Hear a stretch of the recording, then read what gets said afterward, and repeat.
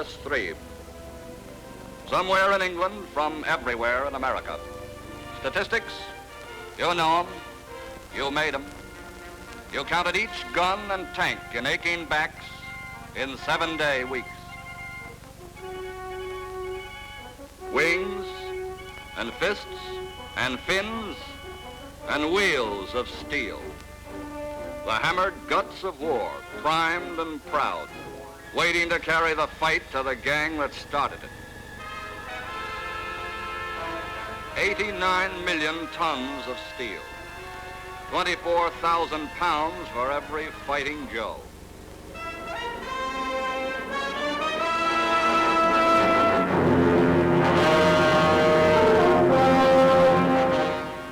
The sky was clear, the tides high. Men left their final port of embarkation quietly on this mission that took 30 months to plan, that would right the wrongs of 3 times 30 months. A mission that would fight with steel, that floated on steel, reckoned in tons, as in peacetime we reckon pounds.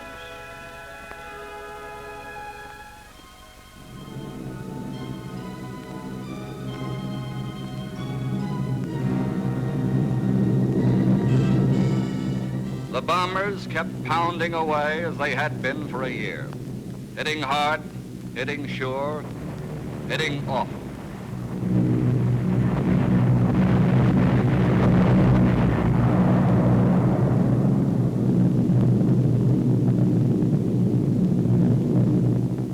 The earth coughed up a war plant, a bridge, a depot, for every ton of steel we dropped.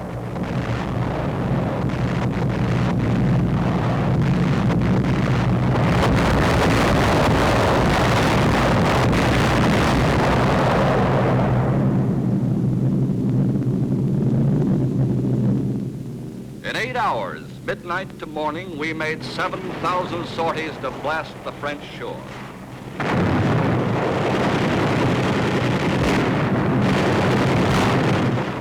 We ripped up concrete and snuffed out the long-nosed guns, stilling the plants that were grinding out new concrete, new guns. 33 million tons of steel had pitted the earth the year before the big drive. That took 100 million tons of iron ore from the Bluegrass State, and the Keystone State, and the Buckeye State.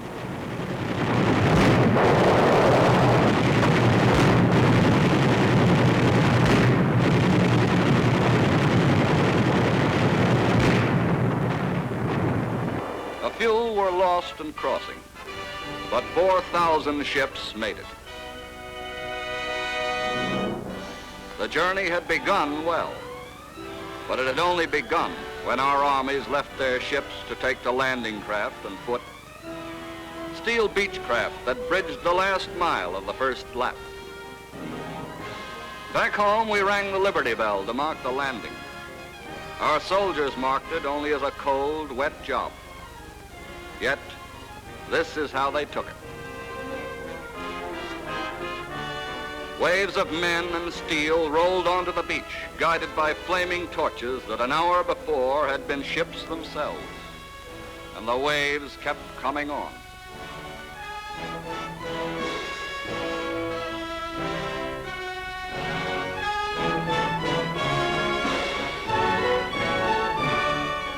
But it wasn't all the way the book said invasion would look.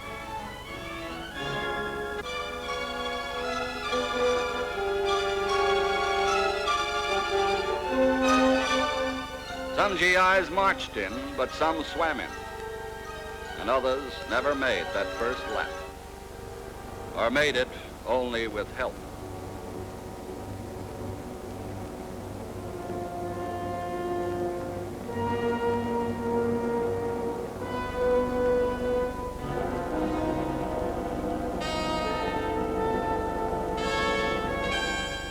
Crawling, staggering, hand over hand. That was how it started for a lot of them. But the carpet of steel rolled out. The ducks kept pushing in, and soon Each ship was in its place, like the pins on Ike's map. The landing was over, but the fight had just started. The Nazis had steel from the air and the sea. Now they'd meet it face to face in the hands of the front line boys.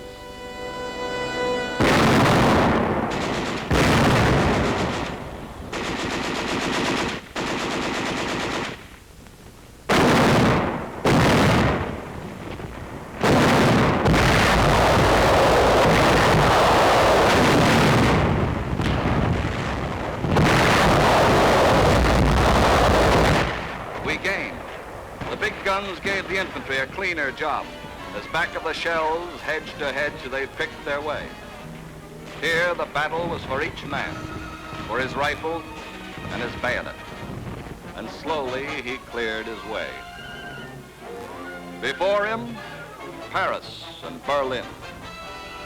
Behind, though he was too busy to look back, the cost of this landing and the advance lay sinking in the Normandy Sea. Down payment on victory. For this was just the first few hours, the first few miles of one beachhead. And this, the first of countless tons of steel that'll scar beaches and battlefields of all the world, that will blacken the skies. But when the heat of battle cools and we take a look back to reckon our loss, be it in the Burma jungle or on the road to the West Wall or up near the Gothic Line or on a still Pacific beach, there's always a trail of shattered steel to mark our going. Steel that dies, that men might live. For even in winning, we lose the tools of victory.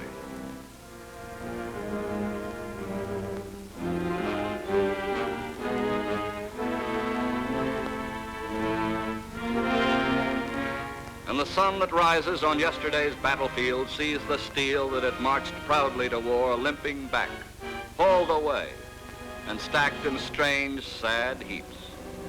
The disassembly line.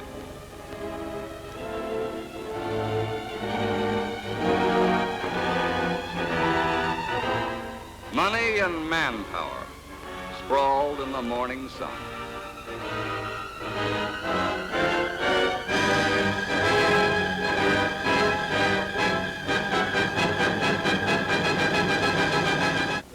It cost $100,000 to build a Sherman tank, but brother, you can have anyone you see here for $200.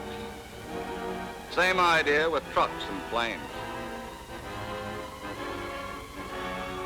This is the end of the line, the production line that started in the heart of America and the hearts of American workers.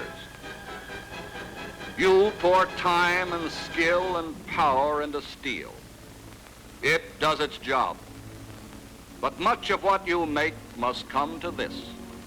Fins split up, cracked fists, wings clipped, wheels stopped. The graveyard shift of fighting steel, but the birthplace of statistics as new as next year's night shift. Here lie production lines of the past and the future. For every shattered frame must be replaced. For each, one more must rise to fight through you.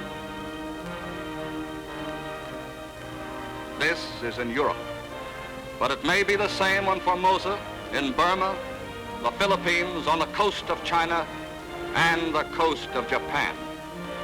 Here's your job sheet for the last round of this fight. Give us steel for a shining triumph.